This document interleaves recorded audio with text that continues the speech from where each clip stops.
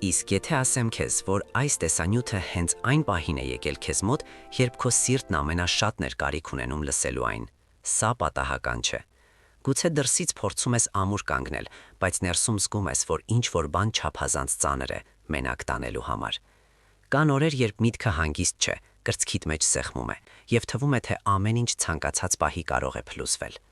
Դու աղոթում ես, փորձում ես վստահել, ջանում ես խաղաղություն պահպանել, բայց անհանգստությունը համառորեն վերադառնում է։ Եթե սա նկարագրում է քեզ, մնա ինձ հետ մինչև վերջ, որովհետև այսօր Աստված ուզում է ուղղակիորեն խոսել քո սրտի հետ։ Մինչ շարունակելը, թույլ տուր քեզ անել մի կարճ, բայց շատ կարևոր հրավեր։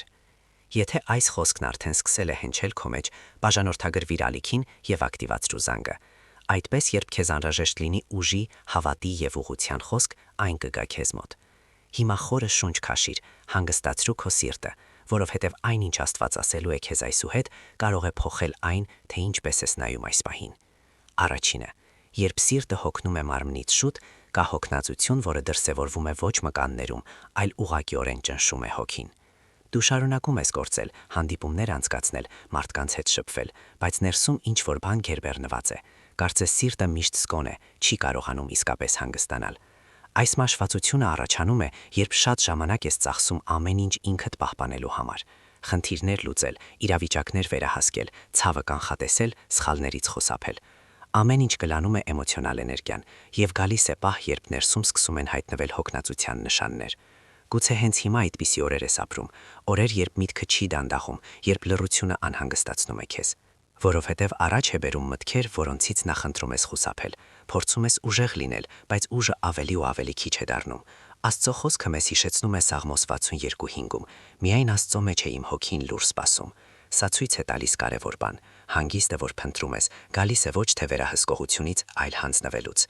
Երբ սիրտը հոգնում է, խաղաղությունն առաջինը հեռանում է։ Անհանգստությունը տեղ է գտնում, վախը ձայն է ստանում, իսկ հավատը սկսում է կասկածի տակ դրվել, ոչ թե որ դադարել ես հավատալ, այլ որ շատ ես հոգնել պայքարելու համար։ Հենց այստեղ է Աստված գտնում քեզ, ոչ թե ավելի շատ ջանք պարտադրելու, այլ հրավիրելու կանգ առնել, ընդունել, որ հասել ես սահմանին եւ որ նա միշտ եղել է ճիշտ տեղը հանգստի համար։ Լուր պայքարը, որ ընթանում է քո ներսում։ Կյանքի ամենածանր դժվարություններից շատերը ընդհանրապես ձայն չեն տալիս։ Դրանք տեղի են ունենում քո ներսում, հեռու մարդկանց աչքերից։ Դրսից ամեն ինչ նորմալ է թվում։ Ներսում անընդհատ ընթանում է կոնֆլիկտ, խաղաղություն պահպանելու եւ չփլուզվելու միջև։ Դու առաջ ես շարժվում, որովհետև զգում ես, որ պետք է ուժեղ լինել, պետք է շարունակել, ոչ ոքի հիասթափեցնել, բայց ոչ ոք չի նկատում էմոցիոնալ բեռը, որ տանում ես, երբ մնում ես մենակ քո մտքերի հետ։ Սաղմոս 34:18-ում Աստվածաշունչն ասում է. «Տերը մոտ է կոտրված սրտովներին»։ Սա նշանակում է, որ նա մոտենում է հենց այն ժամանակ, երբ ցավը տեսանելի չէ, երբ պայքարը ներքին եւ անխոս է։ Այս անտեսանելի պայքարի խնդիրը նրանում է, որ այն կուտակվում է։ Անասելի մտքեր, անարտահայտված վախեր, անարտահայտված կասկածներ։ Ամեն ինչ կուտակվում է, մինչև սիրտը սկսի խեղդվել։ Աստված երբեք չի սպասել, որ դու մենակ դա հաղթահարես։ Նա չի վիրավորվում քո փխրունությունից, չի հեռանում քո խառնաշփոթից։ Ընդհակավակը, նա ավելի մոտ է դառնում, երբ դու ընդունում ես, որ ներքին դժվարություններ ես ապրում։ Այդ պայքարը բեր Աստծո ներկայության առջև, առաջին քայլը դեպի ապաքինում։ Երբ պայքարը դադարում է լինել լուր, այն դադարում է լինել մենակ, եւ սա ամեն ինչ փոխում է։ Երրորդը, ինչու է միտքը համառորեն պատկերացնում ամենավատը։ Երբ ինչ-որ բան դուրս է գալիս վերահսկողությունից, միտքը փորձում է ստանձնել այն դերը, որը չի պատկանում իրեն։ Այն սկսում է կանխատեսել ապագան, հիմնվելով վախի վրա, ստեղծելով սցենարներ, որոնք դեռ գոյություն չունեն։ Դու նախապես տառապում ես նրա համար, ինչը գուցե երբեք չի պատահի։ Այս գործընթացը հյուծիչ է։ Այն հյուծում է էներգիան, գողանում է խաղաղությունը եւ թուլացնում հավատը։ Դու սկսում ես ապրել մշտական զգոնության վիճակում, կարծես ինչ-որ վատ բան պատրաստվում է պատահել։ Աստվածաշունչը զգուշացնում է առակներում, որ պետք է պահպանել սիրտը, որովհետև դրանից են բխում կյանքի աղբյուրները։ Մշտական մտքերը ձևավորում են մշտական զգացմունքներ։ Աստված չի կանչել քեզ ապրելու երևակայության պատանդի մեջ։ Նա կանչել է քեզ ապրելու հավատով, ոչ թե ենթադրություններով։ Հավատը չի անտեսում իրականությունը, բայց հրաժարվում է տեսնել այն միայն վախի միջոցով։ Երբ միտքը համարում է պատկերացնել ամենավատը, դա նշան է, որ սիրտը փորձում է վերահսկել այն, ինչ չի կարող, եւ դա միշտ ավարտվում է էմոցիոնալ հոգնածությամբ։ Այսօր Աստված հրավիրում է քեզ հրաժարվել այդ մտքերից, ոչ թե իրականությունը շղթելով, այլ վստահելով, որ նա տեսնում է ամբողջ ճանապարհը, իսկ դու տեսնում ես միայն մի հատված։ 4. Աստված ասում է, երբ ամեն ինչ թվում է անվերահսկելի։ Կա որոշակի պահ ճանապարհին, երբ Աստված սովորաբար ամենահստակ է խոսում, երբ դու գիտակցում ես, որ կորցրել ես վերահսկողությունը։ Այդ պահը անհերմար է, բայց խորապես հոգևոր։ Քանի դեռ հավատում ես, որ դեռ կարող ես ինքդ լուծել ամեն ինչ, դու հենվում ես քո սեփական ուժերի վրա, բայց երբ այդ ուժը սպառվում է, տեղ է բացվում իսկական կախվածության համար։ Եսայի 55:8-ում Աստված ասում է. «Իմ մտքերը ձեր մտքերը չեն»։ Սա նշանակում է, որ նույնիսկ երբ ամեն ինչ քեզ համար խառնաշփոթ է թվում, կուլիսների հետևում գոյություն ունի աստվածային կարգ։ Արտաքին խառնաշփոթը հաճախ առաջացնում է ներքին աղմուկ, եւ այդ աղմուկում անհանգստությունը փորձում է զբաղեցնել Աստծո ձայնի տեղը։ Ահա թե ինչու նա կանչում է քեզ հանգստանալ, ոչ թե որովհետև խնդիրը անհետացել է, այլ որովհետև նա դեռ վերահսկում է իրավիճակը։ Աստված չի խուճապվում քո անկայունությունից, նա չի ընկնում հուսահատության մեջ, երբ դու կորած ես զգում։ Նա մնում է ամուր, ներկա եւ ուշադիր ամեն մանրուքի նկատմամբ։ Երբ սկսում ես ավելի շատ լսել Աստծո ձայնը, քան վախը, իրավիճակը կարող է մնալ բարդ, բայց ներսում ինչ-որ բան վերակառուցվում է, եւ սա փոխում է քո մոտեցումը գործընթացին։ 5. Մի հուսահատվիր։ Սա ոչ թե խնդրանք է, այլ ուղղություն, երբ Աստված ասում է՝ մի հուսահատվիր։ Նա չի թեթևացնում քո ցավը, նա քեզ ծածկում է։ Հուսահատությունը խեղաթյուրում է տեսողությունը, թուլացնում հավատը եւ հանգեցնում է շտապողական որոշումների։ Խոսքն ասում է Սաղմոս 37:7-ում. «Հանգիստ եղիր Տիրոջ մեջ եւ սպասիր նրան»։ Հանգիստը այստեղ ոչ թե հանձնվելն է, այլ ընտրություն, վստահել, նույնիսկ եթե ամեն ինչ չես հասկանում։ Հուսահատությունը հրահրում է իմպուլսիվ գործել, ասել այն, ինչ չես ուզում, ընտրել ճանապարհներ, որոնք քեզ պետք չեն։ Խաղաղությունը, ընդհակառակը, պահպանում է քո հոգևոր պարզությունը։ Աստված գիտի, որ եթե հուսահատվես, ամեն ինչ կտեսնես վախի միջոցով։ Ահա թե ինչու նա կանչում է քեզ հանգստացնել սիրտդ ցանկացած կարևոր որոշումից առաջ։ Խաղաղությունը չի փոխում հանգամանքները անմիջապես, բայց փոխում է քեզ։ Այն ստեղծում է տարածք խելամտության, Աստծուն լսելու եւ այն ուղղությունները ընկալելու համար, որոնք վախը չի թույլ տալիս տեսնել։ Այսօր այս ուսմունքը խնամք է։ Մի հուսահատվիր, ոչ թե որովհետև ցավ չկա, այլ որովհետև Աստված դեռ առաջնորդում է ամեն մանրուք, նույնիսկ երբ դու չես տեսնում։ 6. Տարբերությունը վերահսկելու փորձերի եւ վստահել սովորելու միջև։ Վերահսկողությունը անվտանգության զգացում է տալիս, բայց դա թանկ է արժում։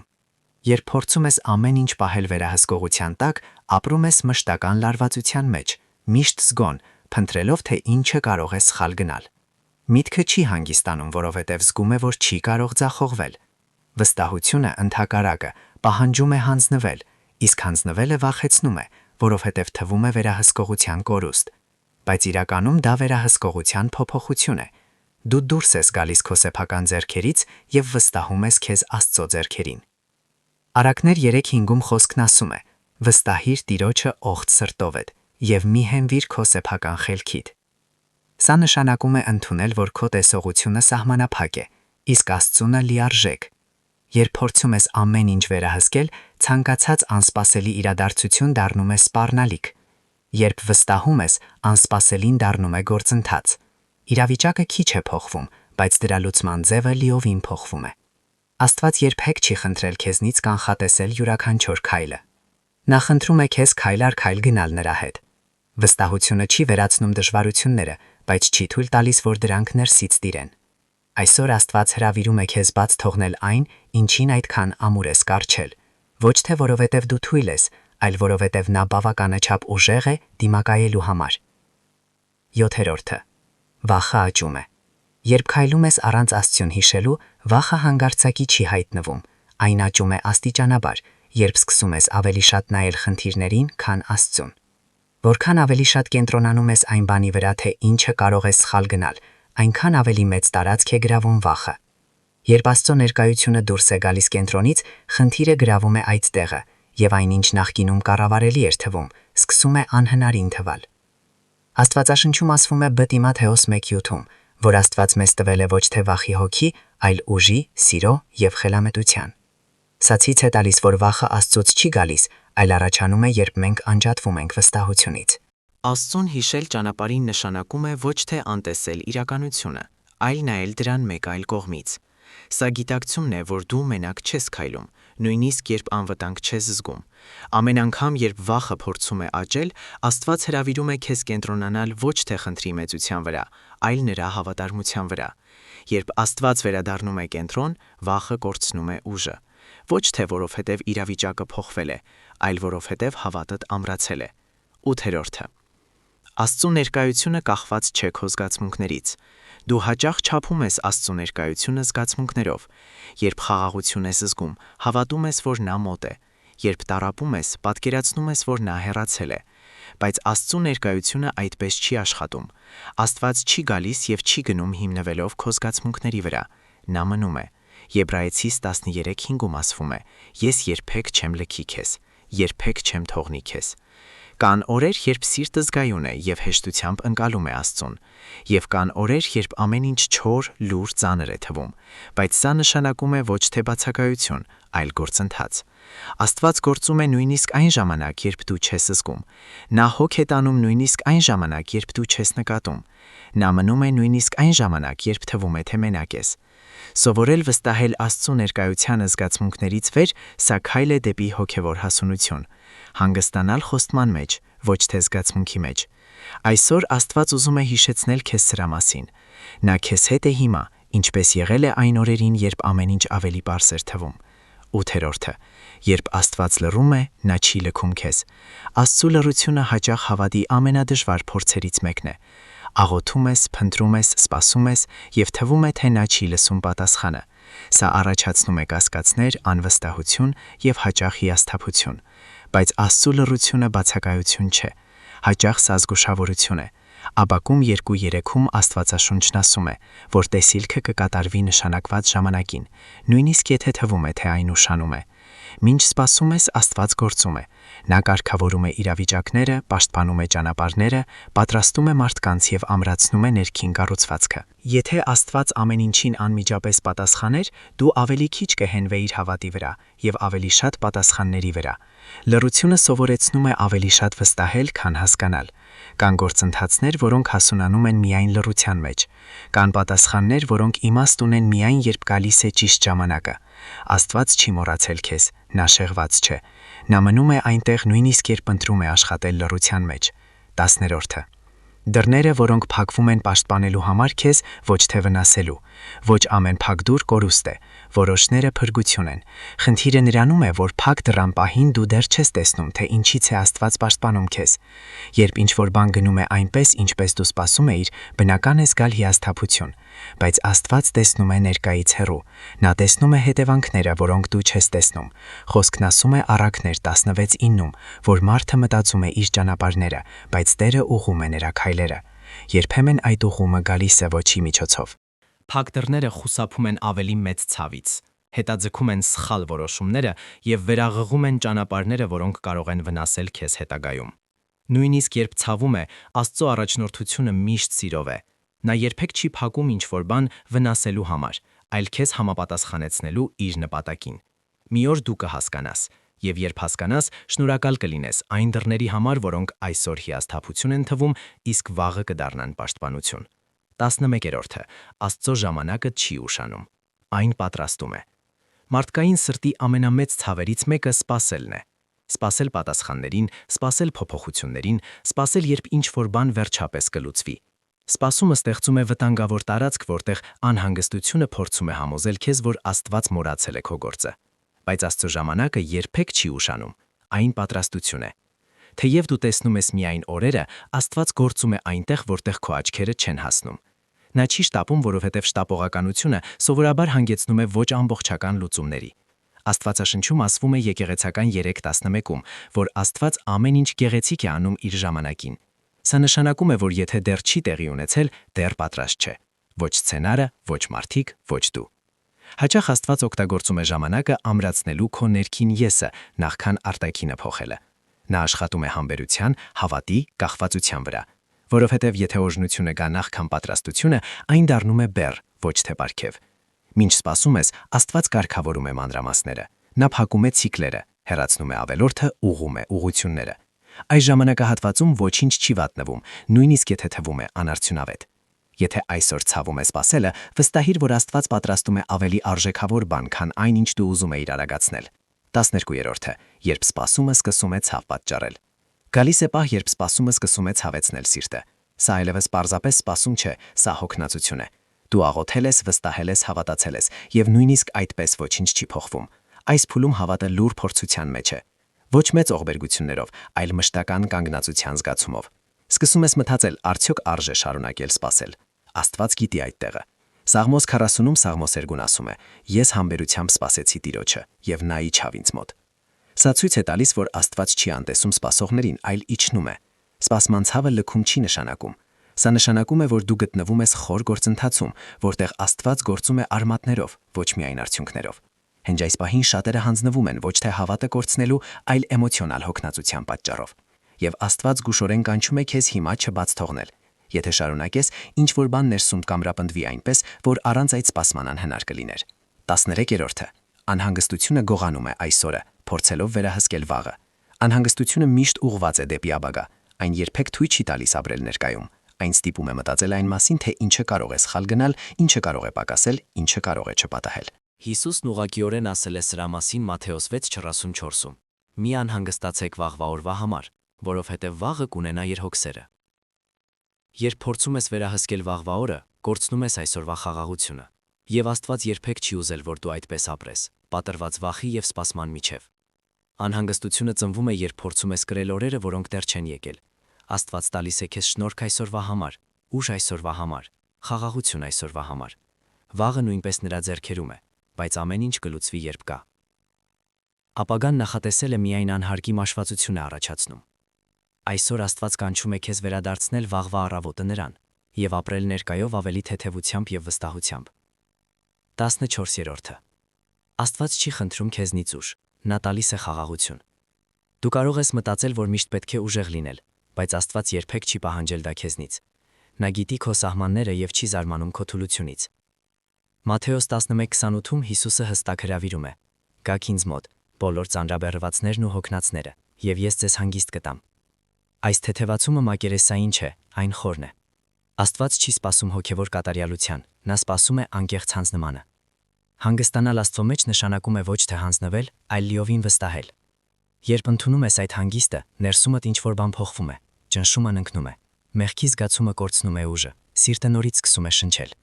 Աստծո հանգիստը չի վերացնում դժվարությունները, բայց ամրացնում է քեզ, անցնելու դրանց միջով առանց ներսում կոտրվելու։ Եթե այսօր քեզ թույլ ես զգում, իմացիր, որ հենց այստեղ է Աստված սիրում ամենամեծ ուժով դրսևորել իրեն։ 15-րդը. Աստծուց եկող խաղաղությունը կախված չէ հանգամանքներից։ Աշխարհը խաղաղություն է առաջարկում, երբ ամեն ինչ կարգին է։ Աստված տալիս է խաղաղությունը, որը մնում է նույնիսկ երբ ամեն ինչ անորոշ է։ Ահա թե որտեղ է տարբերությունը։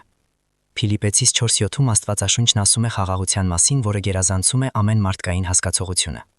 Այսինքն խաղաղություն, որը մարդկային իմաստ չունի, բայց խորապես պահպանվում է։ Այս խաղաղությունը առաջանում է ոչ թե խնդիրների բացակայությունից, այլ Աստծո ներկայության հաստատակամությունից։ Դու գիտես, որ այս գործընթացում մենակ չես։ Երբ այս խաղաղությունը սկսում է բնակվել սրտում, վախը կորցնում է տարածքը, անհանգստությունը թուլանում է, հույսը նորից շնչում է։ Հանգամանքները կարող են մնալ բարդ, բայց այլևս չեն զգացվում ճնշող։ Դու սովորում ես անցնել առանց կորցնելու ճանապարհը։ Սա այն խաղաղությունն է, որ Աստված ուզում է տալ քեզ այսօր՝ ամուր, խոր եւ մշտական, անկախ նրանից, թե ինչ է դեռ լուծվելու։ 16-րդը. Երբ ամեն ինչ թվում է կանգ առած, Աստված շարունակում է գործել։ Կամ պահեր, երբ կյանքը ցավում է ոչ թե տեղի ունեցողի պատճառով, այլ նրա պատճառով, ինչը չի տեղի ունենում։ Դու աղոթում ես, սպասում ես, փորձում ես առաջ շարժվել, բայց ոչինչ չի փոխվում։ Պատասխանները չեն գալիս, դռները չեն բացվում, եւ զգացողությունը կարծես կանգ է առել մի կետում, որտեղ ամեն ինչ կասեցված է։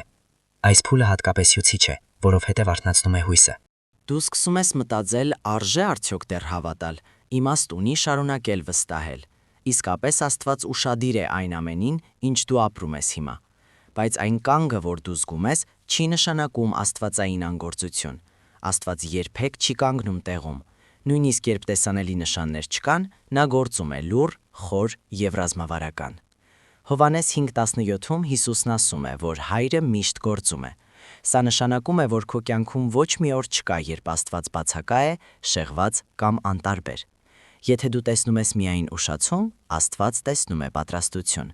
Երբ դու զգում ես դադար, Աստված տեսնում է հավասարեցում։ Նա աշխատում է մանրամասների վրա, որոնք եթե հիմա բացահայտվեին, գուցե նույնիսկ չհասկանայիր։ Այնինչ այսօր չափազանց դանդաղ է թվում, կարող է հենց այն խնամքը լինել, որ անհրաժեշտ է, որպեսզի վաղը չկոտրես այն, ինչի մասին խնդրել ես։ 17-րդը. Վերահսկողության հանձնումը այն քայլն է, որ ամենաշատն է ազատում։ Քիչ բան է այդքան դժվար, որքան վերահսկողությունը կորցնելը։ Վերահսկողությունը անվտանգության, կանխատեսելիության և իրավիճակի տիրապետման զգացում է տալիս։ Նույնիսկ երբ հոգնում է, դա ավելի հարմարավետ է թվում, քան լիակատար վստահությունը։ Բայց ամեն ինչ վերահսկելու փորձը ստեղծում է մշտական ներքին լարվածություն։ Դու միշտ զգոն ես, միշտ անհանգիստ, միշտ վախենում ես սխալվել, և սա աստիճանաբար կլանում է քո խաղաղությունը։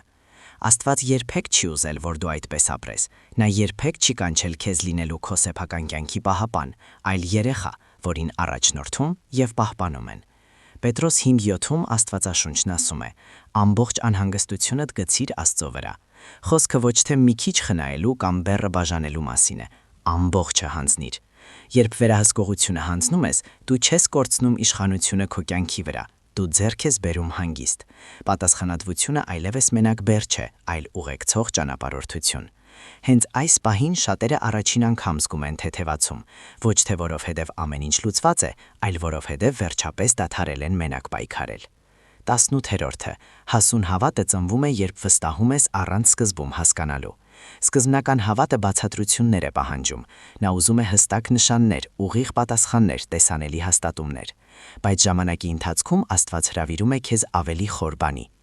Հասուն հավատը կախված չէ անմիջական պատասխաններից։ Այն մնում է նույնիսկ երբ ճանապարհի իմաստ չունի, նույնիսկ երբ մանրամասները չեն համապատասխանում, նույնիսկ երբ տրամաբանությունը ձախողվում է։ Եբրայեցիս 11-ում հավատը նկարագրվում է որպես վստահություն այն բանի նկատմամբ, որի վրա հույս կա, առանց տեսնելու։ Սա ոչ թե միամտություն է, այլ հոգևոր հասունություն։ Վստահել առանց հասկանալու նշանակում է ոչ թե դադարել մտածել, այլ ընտրել չհանձնվել կասկածներին։ Սա ընդունելն է, որ Աստված տեսնում է ամբողջ պատկերը, իսկ դու տեսնում ես միայն մի հատված։ Այս մակարդակում հավատը դադարում է լինել հանգամանքների արձագանք և դառնում է ներքին դիրքորոշում։ Դու սովորում ես քայլել նույնիսկ առանց տեսանելի երաշխիքների։ Հենց այս հավատն է պահպանում քեզ կյանքի ամենաերկար, լուռ և փոխակերպող գործընթացներում։ 19-րդը. Այնինչ Աստված պատրաստում է, Անտեսանելիում պահպանում է տեսանելին։ Աստծո աշխատանքի մեծ մասը տեղի է ունենում հեռու ծափահարություններից, արագ պատասխաններից, հեռու նրանից, ինչը հեշտ է ընկալվում։ Այն տեղի է ունենում անտեսանելիում, որտեղ կերպարը ձևավորվում է, իսկ ներքին կառուցվածքը ամրացվում։ Մինչ դու սպասում ես արտաքին փոփոխություններին, Աստված գործում է խորքում, քո ներսում։ Նա կարգավորում է մտքերը, բուժում է հին վերքերը, ամրացնում է փխրուն զգացմունքները և զարգացնում է քո վստահելու ձևը։ Բղոր ընթացից 4:18-ում ասվում է, որ անտեսանելին հավիտենական է։ Սա նշանակում է, որ Աստված անտեսանելիում անում է ավելի մեծ կշիռ ունեցող բան, քան այն, ինչ երևում է աչքին։ Առանց այս ներքին աշխատանքի արտաքին ձեռքբերումները դառնում են անկայուն։ Աստված չի տալիս մեծ բան նրան, ով դեռ պատրաստ չէ այն պահպանել։ Ահա թե ինչու գործընթացը հաճախ ժամանակ է պահանջում։ Ոչ թե որովհետև Աստված տատանվում է, այլ որովհետև նա չափազանց է սիրում, որպեսզի շատ շուտ տա ինչ-որ բան։ Երբ ժամանակը գա, այն, ինչ կառուցվել է լռության մեջ, կպահպանի այն, ինչ դրսևորվում է հանրային։ 20-րդը. Մի հուսահատվիր։ Սա Աստծո վերջին խոստումն է։ Այն ամենից հետո, ինչ լսել ես, Աստված ուզում է, որ մեկ ճշմարտություն խորապես դաջվի քեզ մեջ։ Սա քո պատմության ավարտը չէ։ Մի հուսահատվիր։ Ոչ թե որովհետև ցավ չես զգում, այլ որովհետև ցավը վերջնական խոսքը չունի։ Աստված դեռ գրում է։ Նա տեսնում է ամեն մի արցունք, որ դու սրբում ես լռության մեջ։ Գիտի ամեն մի միտք, որ գիշերը քաշում է քեզ։ Ճշգրիտ գիտի, թե որտեղ է ցավում և ինչու։ Երեմիա 29:31-ում Աստված ասում է, որ իր ծրագրերը խաղաղության և հույսի համար են։ Նույնիսկ երբ ներկան խառնաշփոթ է թվում, ապագան անվտանգ է նրա ձեռքերում։ Հուսահատությունը փորձում է համոզել քեզ, որ սա հավերժ է։ Աստված հիշեցնում է, որ սա գործընթաց է, և գործընթացը անցնում է։ Այսպիսով պահպանիր խաղաղությունը։ Վստահիր նորից, քայլիր օր առ օր։ Աստված քեզ հետ է, պահպանում է քեզ, առաջնորդում և չի բաց թողնի իր ձեռքը։ Եվ մինչ դու նրա հետ ես գնում, ոչ մի փոթորիկ չի կործանի այն խաղաղությունը, որ նա կառուցում է քո ներսում։ Շնորհակալություն ուզում եմ ասել ամբողջ սրտով, որ մնացիր ինձ հետ մինչև վերջ։ Սա ցույց է տալիս, որ քո ներսում կա անկեղծ ցանկություն առաջ գնալու, ամրացնելու եւ չհանձնվելու, նույնիսկ երբ ճանապարհը ծանր է թվում։ Ոչ բոլորն են մնում մինչև վերջ նման պատգամի։ Անկեղծորեն հուսով եմ, որ այս խոսքը խաղաղություն բերեց քո սրտին եւ պարզություն մտքիդ։ Եթե որևէ պահի զգացիր, որ Աստված ուղղակիորեն խոսում է քեզ հետ, պահիր այդ զգացումը։ Մի թող որ այն գործի, երբ տեսանյութն ավարտվի։ Թող Աստված ուղեկցի քեզ, առաջնորդի եւ շրջապատի այն խաղաղությամբ, որը կախված չէ հանգամանքներից։ Շնորհակալություն, որ մասնակցում ես այս ալիքին։ Հանդիպենք հաջորդ տեսանյութում։